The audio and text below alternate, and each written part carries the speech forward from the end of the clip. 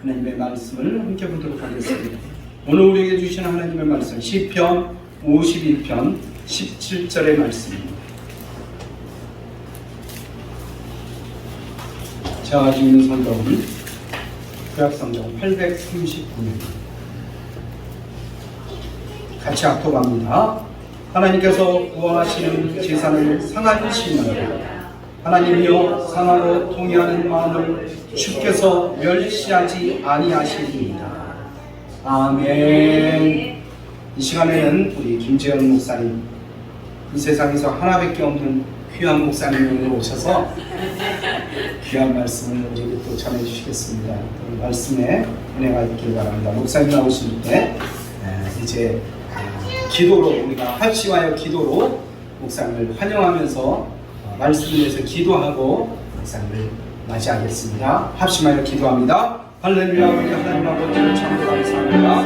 주께서 우리를 사랑해 주셔서 믿음 주시고 말씀 주시고 은혜 주시고 감사합니다. 영광을 모든 것에 하나님 바라보게 하여 주시고 하나님 의지하게 하여 주시고 아버지 말씀하신 주의 이름 아버지 보시는 주 역사라 오늘 시간을 신령 가운데 주께서 나타나리라. 성안에 오셔서 우리의 신령 가운데 말씀해 주시고 들려주시고 전해주시면서 그래서 하나님의 뜻을 우리가 놓지 않고 깨닫게 하시고 아버지 알게 하시고 듣게 하시고 보게 하여 주시옵소서. 성령 하나님의 놀라운 역사를 이 시간 의뢰합니다. 아버지 하나님께 주시옵소서. 아버지 하나님 주의 보심을 구합니다. 성령 하나님 역사해 주시옵소서. 주의 말씀을 통해서 우리 심령이 새로워질 줄 믿습니다. 아버지 보시는 주의 역사를 말미암아 우리가 새로워질 줄 믿습니다. 오늘 이 시간 우리가 함께 하시는 그 주의 소원하는 마음으로 주 앞에 왔사오니 우리 각자가 주님 만나게 하시고 우리 심령 가운데 들려주시는 주의 음성을 듣는 시간 될 수 있도록 인도하여 주시옵소서. 오실사오니 아버지 하나님 우리를 사랑해 주시고 우리를 택하여 주셨사오니 우리 함께 하시는 그 주님을 기대하며 주 앞에 예배드립니다. 종일밖에 합당하신 하나님, 찬양밖에 합당하신 하나님, 우리 예배 가운데 영광을 받으시고 주님 높임 받으시고 찬양을 받아 주옵소서. 하나님 우리 마음의 문을 열리게 도와주시고 그 말씀을 통해서 우리 심령이 새로워질 수 있도록 인도하시고 역사해 주시기 바랍니다. 주님 인도하시고 역사해 주옵소서. 거룩하신 아버지 하나님, 사랑하는 주께서 우리 귀한 성도들 한 사람 한 사람을 사랑해 주시고 택하여 주시고 구별해 주셔서 오늘 이 시간 주님 전에 나와 예배할 수 있도록 인도해 주셨습니다. 주님 살아계심을 믿고 주님을 찾는 자에게 상 주시는 분이라는 사실을 믿고 주 앞에 왔사오니 한 사람도 그냥 갔다 그냥 가지 않게 하시고 우리 심령에 들려주시는 주의 음성을 듣고 그 말씀 속에서 힘을 얻고 생명을 얻는 귀한 이 시간 될 수 있도록 도와주옵소서. 오늘 예배의 주인공은 주님이십니다. 주님 홀로 영광 받아주시고 우리 모두가 주의 영광 보게 도와주옵소서.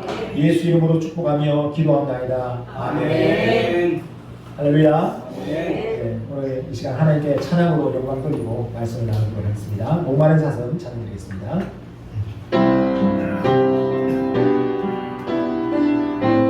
우리의 힘이 되시고 우리의 방패와 소망 되시는 그 주님을 찬양합니다. 목마른 사슴 시내를 찾고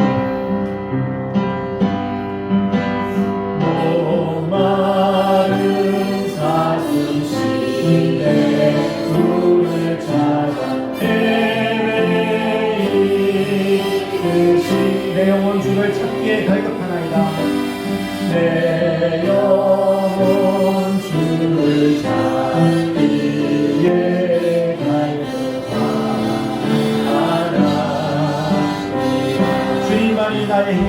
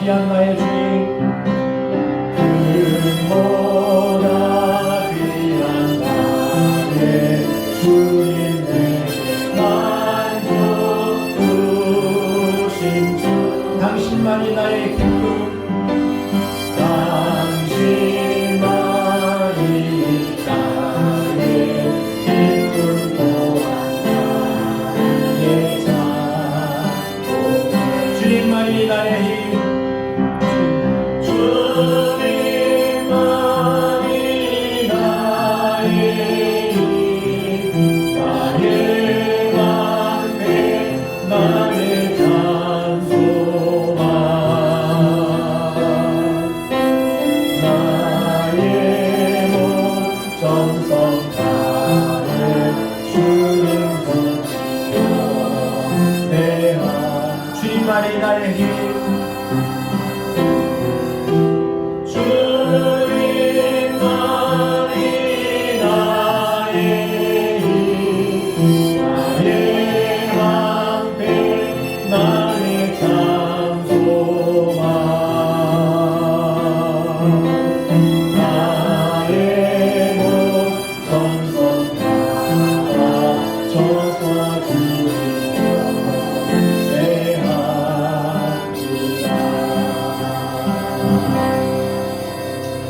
아멘. 주님 우리를 만나실 줄 믿습니다. 오늘 저는 본문 말씀을 가지고 하나님께서 원하시는 것이라는 제목으로 하나님 말씀을 나누기로 했습니다. 제가 특별히 시편 51편의 말씀을 이제 본문으로 전하고 기도하면서 이제 놀랍게 51편의 이야기는 여러분 이제 성경을 갖고 계시면 51편 앞에 뭐라고 설명이 되어 있을 겁니다. 1절 앞에 보면 51편에 대해서 설명이 나와 있는데 설명이 나와 있는 성경책은 좋은 성경책이고 돈 좀 주고 하신 분이고 설명이 안 나와 있다 그러면 휴대성을 강조한 그런 또 성경이 겁니다. 근데 51편의 설명을 보면 뭐라고 얘기하냐면 다윗의 시대에 인도함을 따라 부르는 노래로서 이 노래는 다윗이 밧세바와 동침한 후에 선지자 나단이 그에게 왔을 때 기록한 성경이다, 이제 시편이다라고 말씀을 하고 있다라는 겁니다. 여러분 우리가 이제 다윗이라고 하는 아주 위대한 구약의 인물을 알고 있습니다. 아마 다윗을 모르는 사람은 별로 없을 겁니다. 그리고 다윗에 관한 설교도 많이 들었고 다윗이 어떤 삶을 살았는지도 잘 알고 있고 예수님께서 이 땅에 오셨을 때 다윗의 자손 예수요 라고 하는 그 말씀을 즐겨 들으셨다라는 것도 우리는 잘 알고 있습니다. 그런데 이 다윗이라고 하는 이 사람에게 인생에 있어서 제가 볼 때 두 가지 아주 중대한 기로에 섰던 적이 있습니다. 첫 번째는 사울의 왕을 이제 자기 다윗이 왕 되기 전에 사울이 이제 다윗을 시기해서 다윗을 죽이려고 이렇게 합니다. 그때 다윗은 도망자의 신분이 되었죠. 그러니까 이스라엘 전역을 도망 다니면서 사울의 칼날을 피하려고 하여튼 항상 불안한 그런 삶을 살았습니다. 근데 놀라운 사실은 다윗이 이렇게 불안한 시간들을 보내고 있음에도 불구하고 다윗은 깨어 있었다는 거죠. 항상 기도하는 사람이었고 하나님께 찬양하는 사람이었고 하나님께 묻고 하나님이 응답하신 대로 움직였던 사람입니다. 그런데 여러분 이제 우리가 인생을 살아갈 때도 인생의 고난이 연속될 때 우리의 마음이 점점 무뎌지게 되는 것처럼 다윗도 그렇게 믿음 좋았던 다윗이 어느 순간 자기 상황을 보게 되었습니다. 믿는 사람이라고 한다면 환경에 대해서 믿음의 눈으로 바라봐야 되는데 세상의 눈으로 현실적인 눈으로 자기 자신을 바라보게 되었습니다. 우리는 하나님의 사랑받는 존재이기 때문에 하나님의 눈으로 우리를 바라봐야 되는데 어느 순간 우리가 인간적인 눈으로 믿음 없는 사람의 눈으로 자기를 바라보면서 다윗이 그 머릿속에 생각이 들어오게 되었습니다. 야, 이러다가 내가 죽겠구나. 더 이상 내가 밑바닥을 치려고 해도 더 이상 밑바닥이 없겠구나. 지금 여기가 인생의 밑바닥이구나 라는 사실을 알고 이 다윗이 가지 않아야 될 곳으로 망명을 떠나게 됩니다. 그곳이 바로 하나님이 진멸해라, 이 민족과는 상종하면 안 된다라고 하는 그런 블레셋 지방으로 망명을 떠나게 되었습니다.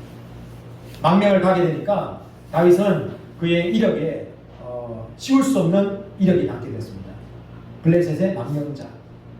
이 한 줄 글씨도 되게 다윗에게 부담스러운 앞으로 차기 왕권을 노릴 만한 그런 자격의 오점이 될 수 있는데도 불구하고 더 나아가서 다윗은 이스라엘과 블레셋이 전쟁하는 그 전쟁터에 맨 앞잡이가 될 수 있는 그런 상황으로 몰려가게 되었다는 겁니다. 왜 그랬죠? 다윗이 생각을 따라갔다.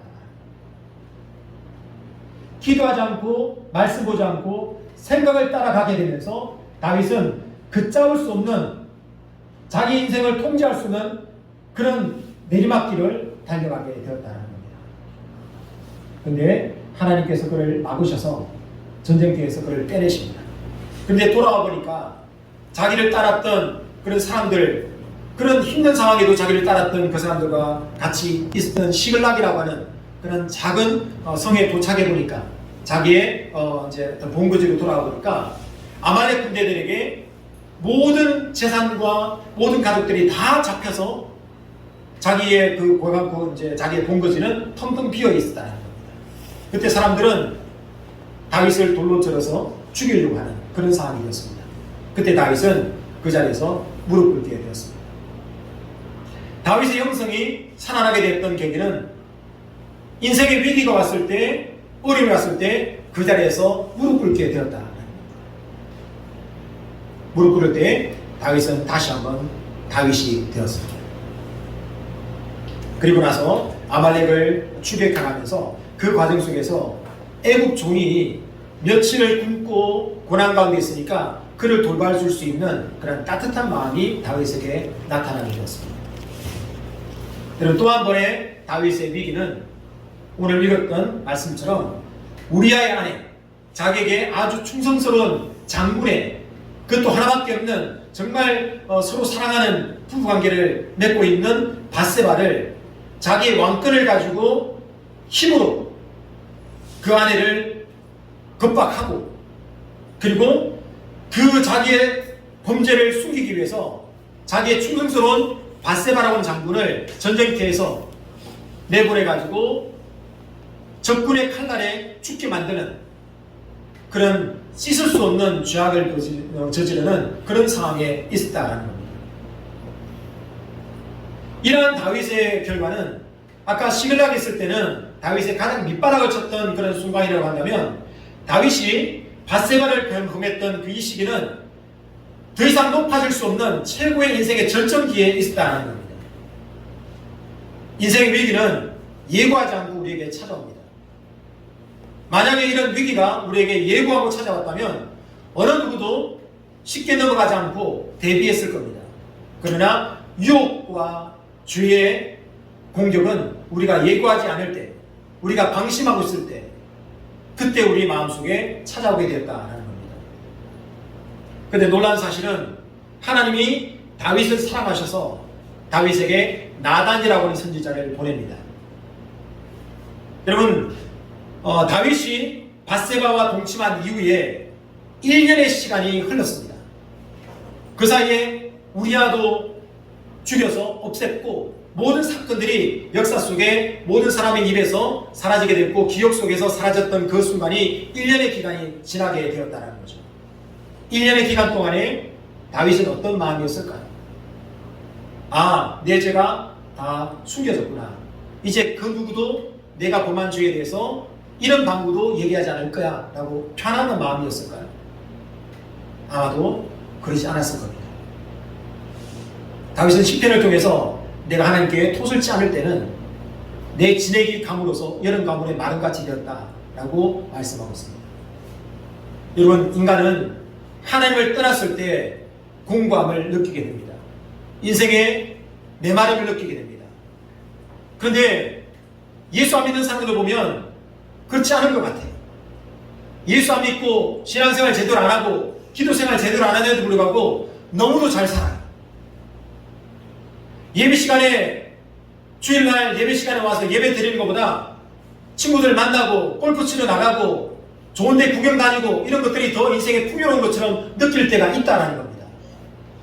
심지어 예수 믿는 사람도 나도 한 주 예배 땡땡이 치고 친구들 만나서 경치도 좋고 날씨도 좋은데 놀러 가면 좋겠다라는 생각이 들 때도 있다는 겁니다. 그러나 우리 영혼은 하나님 앞에 떨어졌을 때 갈급함을 느끼게 된다는 거죠. 영혼의 사인이 점점 인생의 마음이 굳어짐으로 통해서 하나님과 멀어지니까 그 감각이 무뎌지게 된다는 거죠. 여러분, 기도하실 때 하루라도 기도하지 않으면 영혼의 갈급함이 느껴집니까? 답답함이 느껴집니까? 그게 정상이다라는 거죠. 그런데 기도하지 않고 하루를 보냈는데, 예배드리지 않고 하루를 보냈는데, 일주일을 보냈는데 아무런 답답함이 없다라는 것은 이미 그 마음이 굳어졌을 때라는 거죠. 그런데 여러분, 인생에는 기회가 찾아옵니다. 주님이 우리 마음을 녹하실 때가 있다는 거죠. 우리가 죄로 치닫고 있을 때 다윗처럼 우리에게 나단이라고 하는 선지자를 보낸다면 내가 정신 차릴 텐데 라고 생각할 수 있죠. 그런데 하나님은 우리에게 계속해서 말씀하고 계십니다. 우리에게 녹화하고 있습니다. 그 소리를 들을 수 있어야 된다라는 것이죠. 요한계시록 3장 20절에는 볼지어다 내가 문 밖에서 문을 두드리노니 누구든지 내 음성을 듣고 문을 열면 내가 그에게로 들어가서 그는 나로 더불어 먹고 나는 그로 더불어 먹으리라 라는 말씀이 나옵니다. 이 말씀은 예수 믿지 않은 사람에게 형제님 자매님 지금 예수님이 당신의 문을 마음의 문을 두드리고 계십니다. 영접하세요 라고 하는 내용으로 우리가 인식하고 있다는 거죠. 그런데 요한계시록 3장 19절에 보면 20절의 말씀이 나오기 바로 전에 보면 뭐라고 하냐면 이 말씀이 라오디게아 교회에게 하신 말씀입니다. 누구에게요?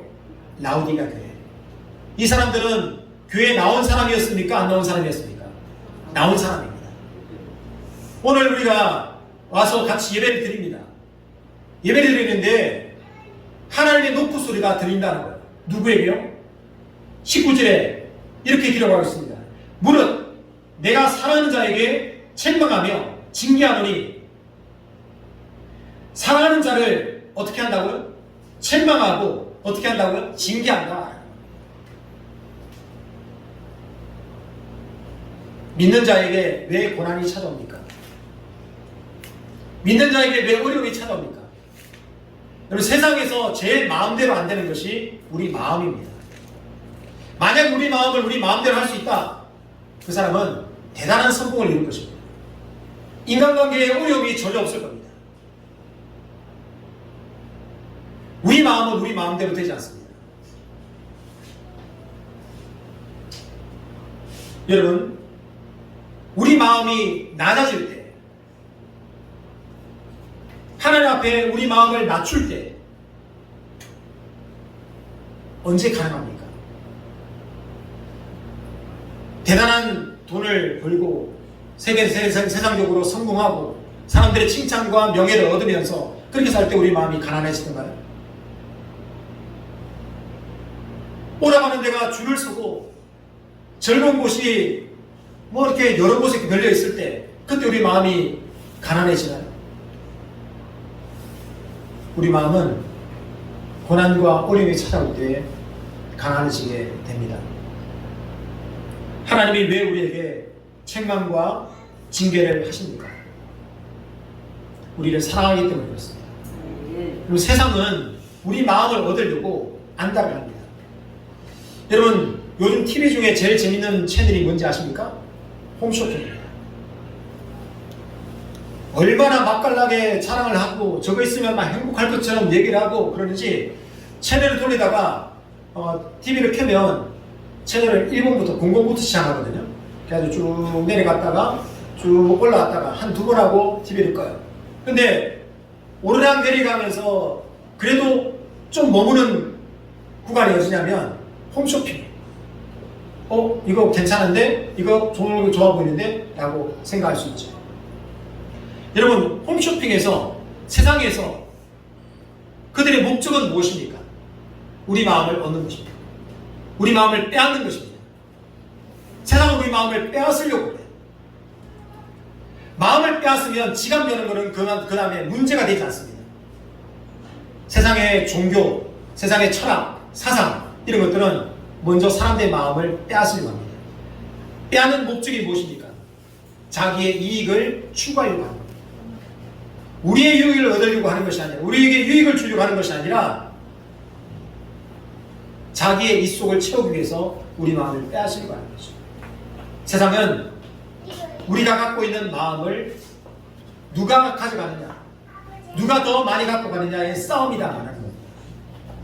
우리 마음을 분산하게 만드는 것 하나님 말씀에 집중하지 못하게 만드는 것 이것이 바로 사단이 우리에게 행하고 있는 일이다라는 것이죠. 그때 계세요? 여보세요? 여기 잠시만요. 여기요? 여기요. 집중하죠.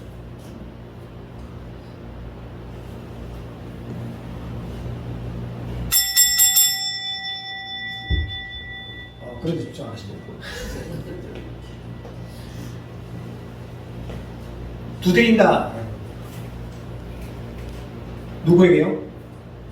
교회에 나와 있는 성도들에게. 하나님 우리에게 기회를 주십니다. 인생의 기회를 주십니다. 하나님 우리에게 말씀하실 때가 있다는 것이죠.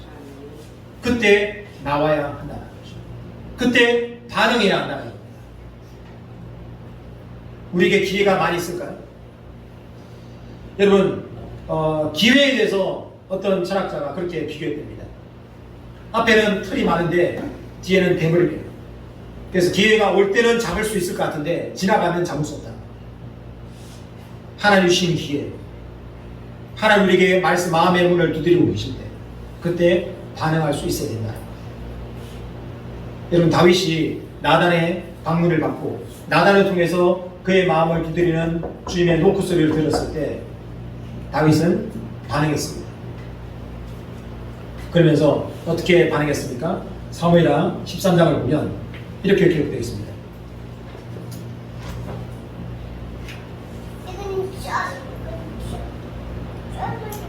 사무엘하 12장이에요. 12장 16절을 보면 다윗이 나단의 방문을 받고 밧세바가 낳은 아이가 죽는다 라는 이야기를 듣습니다.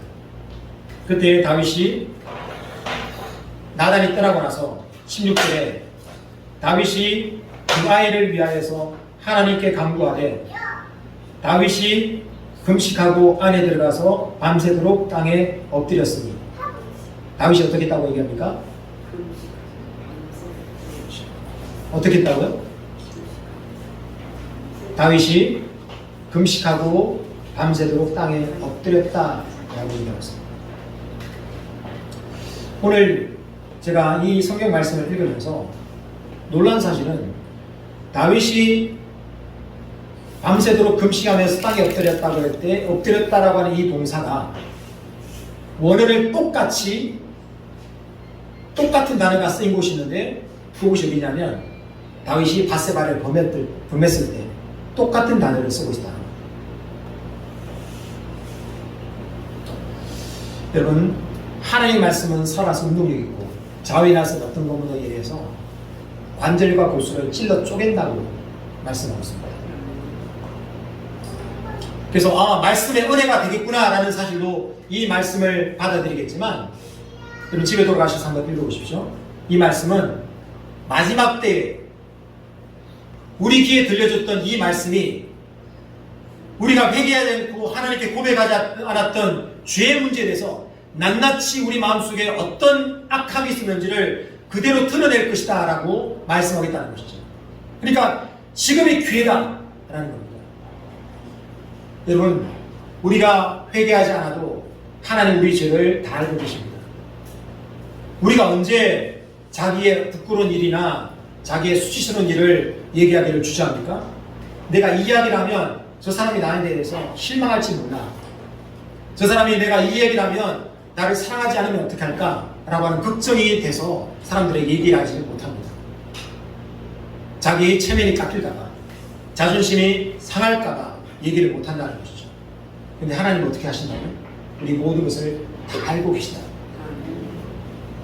그러니까 하나님께 나와서 우리가 감출 것이 하나도 없다는 거예요.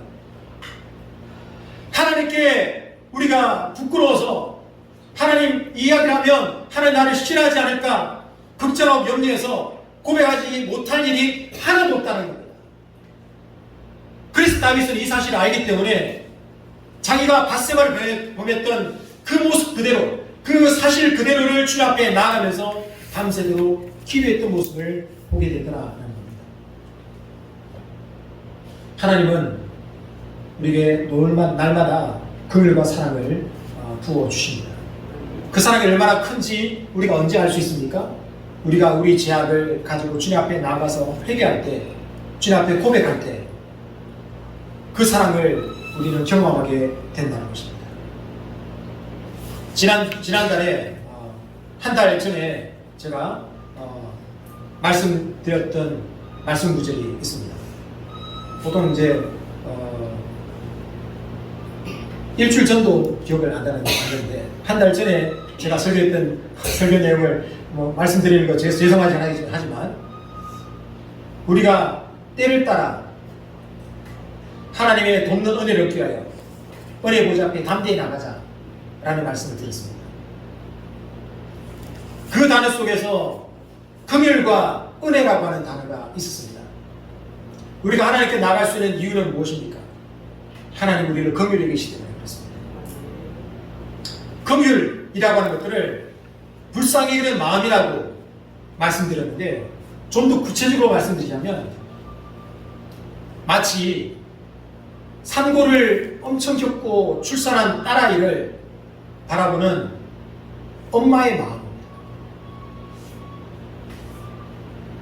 암 환자에게 가서 많이 힘들지요, 힘을 내세요 라고 얘기할 때 그냥 건강한 사람의 이야기는 그 암 환자에게 아무런 감동이 되지 않습니다. 그런데 나보다 더한 암의 고통을 견디고 있고 지금 항암을 받고 있는 사람이 가가지고 많이 힘들지요, 우리 힘을 냅시다, 나도 이때 너무 힘들었어요 라고 얘기할 때 그 마음이 녹아지는 것들을 보게 됩니다. 하나님은 우리의 모든 형편과 사정을 다 체험하셨습니다. 경험하셨습니다. 그러니까 우리에게 오셔서 안다, 딸아, 아들아, 힘들지? 라고 얘기할 때 그 사랑이 우리 마음에 부어지게 되는 것을 보게 됩니다. 여러분, 우리가 인생을 살아가면서 우리의 부족함과 연약함 때문에 많은 문제를 경험하게 됩니다. 문제를 안고 나아가서 주님 앞에 기도할 때 주님은 침묵하시는 것 같아요.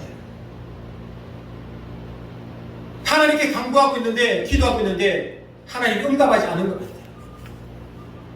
그래서 저도 예전에 하나님 앞에 토라진 마음이 있었습니다. 하나님이 사랑하지요. 하나님 나를 사랑한다는 것도 알고 있습니다. 그런데 하나님 앞에 토라진 마음이, 삐진 마음이 있는 거예요. 그런데 하나님께 나와서 기도하는 순간에 하나님이 나를 사랑한다 라고 말씀하십니다. 아들아, 내가 너를 사랑해. 아들아, 내가 너를 사랑한단다. 딸아, 내가 너를 사랑해 라고 말씀하십니다. 근데 놀라운 사실은 환경과 상황은 전혀 바뀐 게 없음에도 불구하고 하나님이 나를 사랑한다 라고 하는 이 사실이, 머릿속으로 알고 있던 이 사실이 마음속에 울려지면서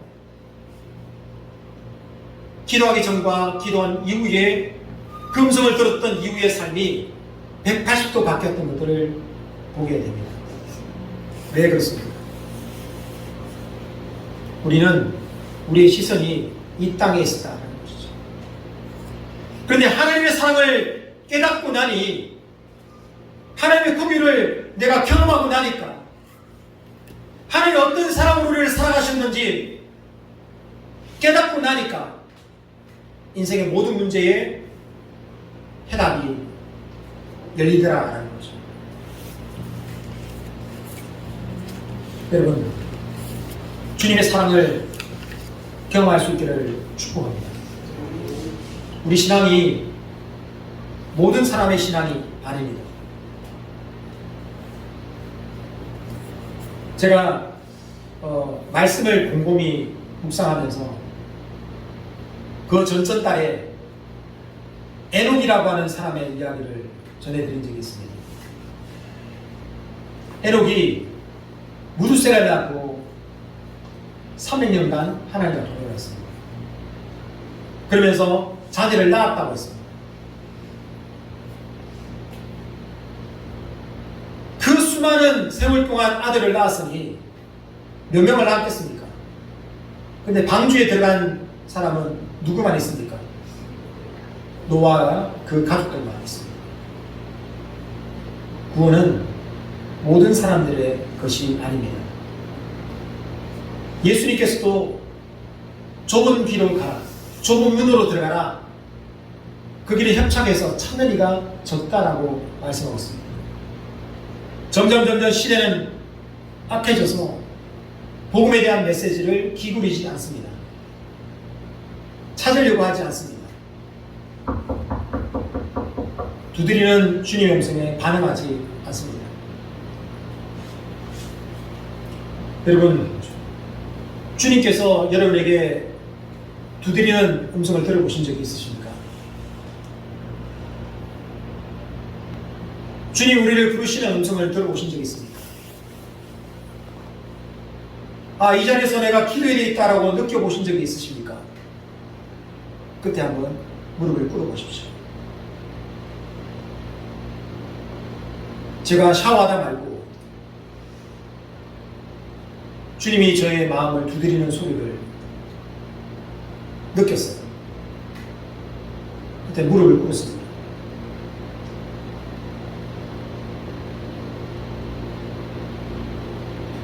일분도 되지 않은 짧은 시간에 저는 하나님 앞에 제 마음을 고백할 수 있었습니다. 그리고 그 시간이 다른 어떤 기도 시간보다 깊이 있던 시간이었습니다. 전철을 타고 가는데 주님이 제 마음을 두드리는 것 같았어요. 그래서 주님을 불렀습니다. 그때 주님이 제게 말씀해 주셨어요.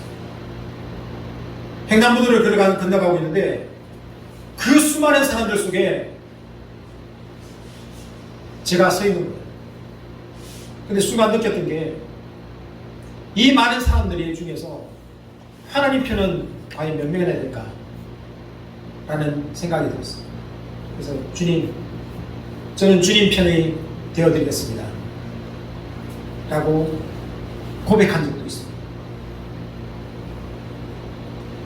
우리에게 하나님께서 친히 말씀하시고 우리를 만나기를 초청하는 그런 시간들이 있습니다. 세상은 우리 마음을 뺏으려고 합니다. 끊임없이 우리의 생각과 마음들을 분산시키려고 하는 거죠. 너무 바쁘게 살아옵니다. 그래서 이렇게 바쁘게 살아오면서 우리는 하나님께 묵상하는 시간을 띄워서 하나님께 드려야 합니다. 그래서 토요일 저녁에는 잘 주무셔야 돼요.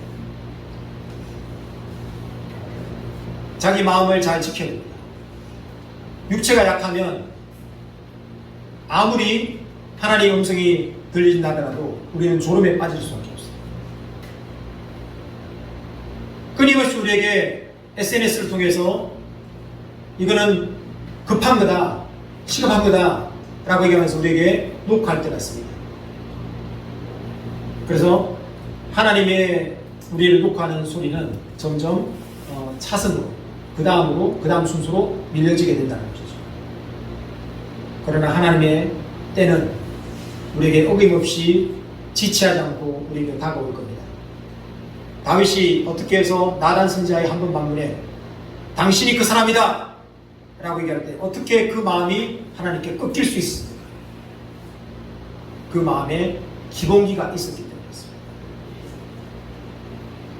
세상 화랑방탕하게 살아갔던 사람이 어느 날 예배 한 번에 꺾인다. 기적입니다. 하나님은 있는 자에게 더 있게 하시고 없는 자에게는 그 있는 것까지 빼앗는 분이다라고 말씀하고 있습니다. 이거 너무 불공평하지 않느냐? 여러분, 하나님은 그 모든 행사에 옳다 인정받기를 원하시는 분이십니다. 그 마지막 때에 천년왕국이 끝나고 나서 마귀를 잠깐 놓아놓죠. 네 본성이 뭔지 드러나도록 만들어주는 거예요. 그리고 마귀도 하나님의 공의로우심을 인정할 수밖에 없는 그런 상황을 만들어 놓으십니다. 그 공의로우신 하나님 앞에 우리가 서 있습니다. 주님의 부름 앞에 우리가 나가야 돼. 우리는 반응해야 되는 겁니다. 오늘 우리가 읽었던 본문 말씀, 하나님께서 구하시는 제사는 상한 심령이라.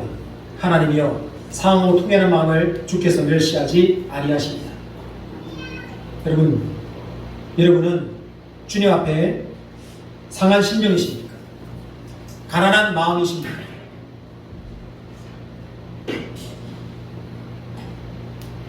사도 바울은 자기가 얼마나 대단한 사람인지 스스로를 얘기합니다. 나는 8일 만에 할례를 받았다.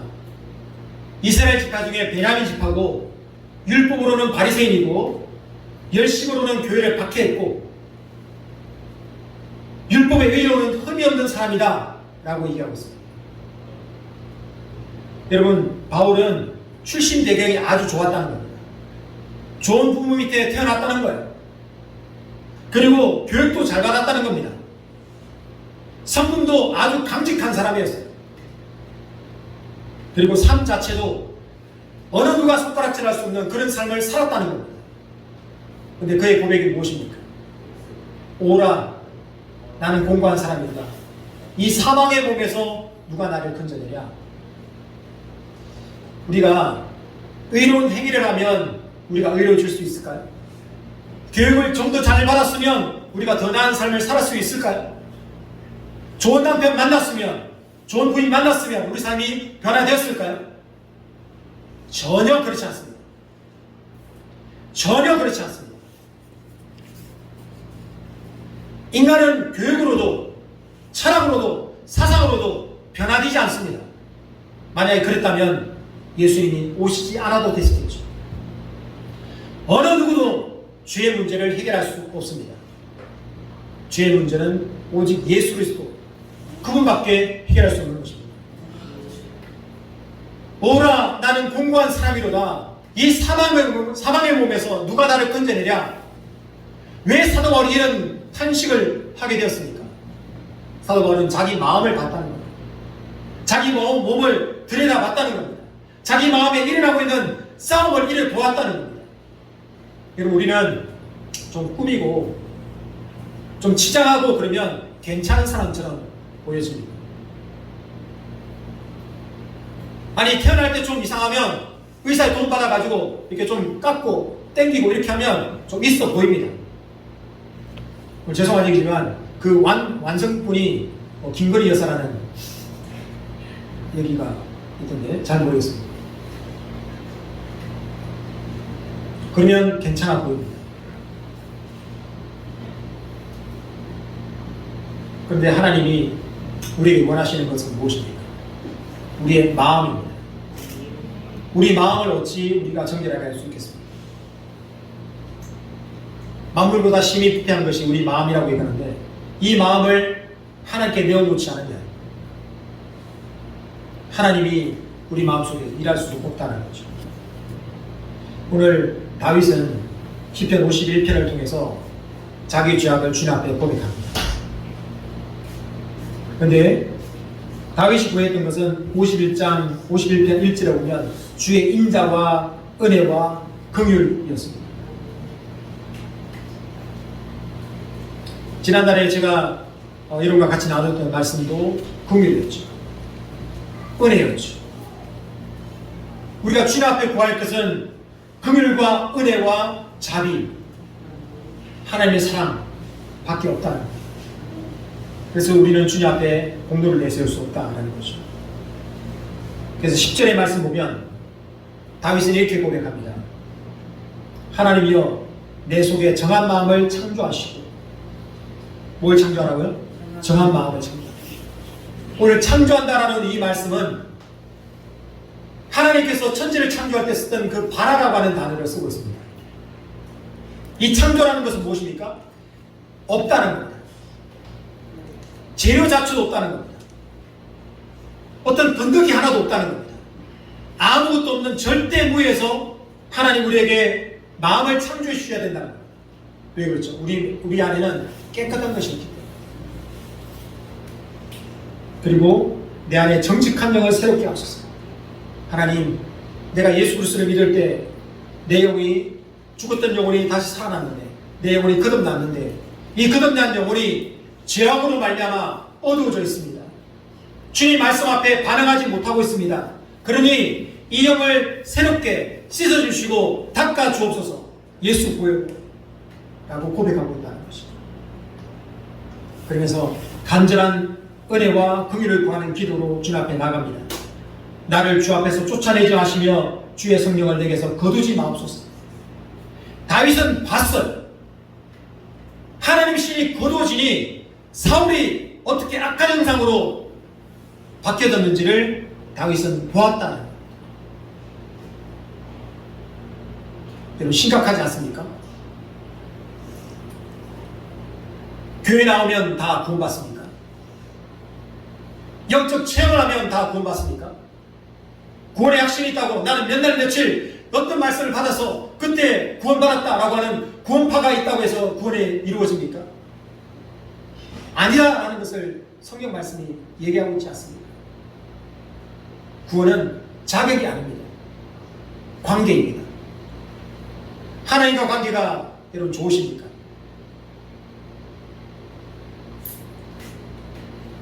여러분 나침반은 끊임없이 흔들립니다. 끊임없이 흔들리면서 지금 북쪽이 어딘지를 찾아나가고 있다는 겁니다. 여러분 관계를 생각하셔야 됩니다. 사랑하는 사람과의 관계가 이루어지면 그 사람에게 모든 관심이 갑니다. 이 사람이 어떤 걸 좋아하는지, 이 사람이 어떤 것에 관심이 있는지, 이 사람은 어떤 걸 싫어하는지. 그래서 싫어하는 걸 안 하려고 해요. 구원은 관계입니다. 여러분 하나님과 관계가 어떠십니까? 그 관계를 만드는 비결이 무엇입니까? 가난한 마음입니다. 그래서 심령이 가난한 자가 복이 있나니 천국이 저희 것입니다. 우리는 얼마나 마음이 교만합니까? 우리 마음은 얼마나 죄악에 물들기 쉽습니까? 얼마나 하나님의 말씀이 우리의 우선순위에서 밀려나 있습니까? 저는 담대함을 얻었습니다. 시편 51편 13절에 보면 다윗이 이렇게 고백합니다. 주여 내 죄악을 용서해 주옵소서. 구원의 즐거움을 회복시켜 주십시오. 그러면 13절에 내가 범죄자에게 주의 도를 가르치리니 죄인들이 죽게 돌아오리라 라고 말씀하고 있습니다. 그런데 다윗은 그러지 못했어요. 주님의 용서를 받고 나서도 암논이 압살롬이 범죄했을 때 아비로서 왕으로서 잘못됐다라고 얘기해 줘야 되는데 얘기하지 않았습니다. 죄를 키우는 역할을 했습니다. 자기가 분명히 기도하고 주님의 용서를, 주님의 내 믿음을 회복시켜 주시면 범죄자에게 주의 도를 가르치고 죄인들이 죽게 돌아오도록 하겠습니다 라고 했는데 그러지 못했다는 겁니다. 그러니 다윗의 인생의 내리막이 계속해서 이어지는 것을 보게 되었습니다. 여러분 목사라고 완전할 수 없죠. 너무도 잘하는 겁니다.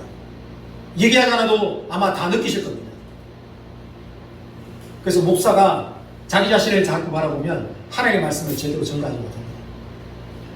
제가 이 말씀을 할 수 있는 이유는 이 말씀 앞에 저도 똑같이 서 있기 때문에 그렇습니다. 우리는 목사에게 집중할 것이 아니라 오늘 성령이 우리에게 말씀하고 있는 바가 무엇인지를 귀담아 들어야 하는 것입니다. 오늘 여러분에게 녹화하시는 그 주님 앞에 오직 주님만이 나의 힘이시고 나의 구원이시고 나의 생명이십니다. 내게는 주님밖에 없습니다. 주님 나를 만나 주옵소서. 그냥 간절한 심령으로 기도하는 우리 모두가 되기를 예수님 축복합니다.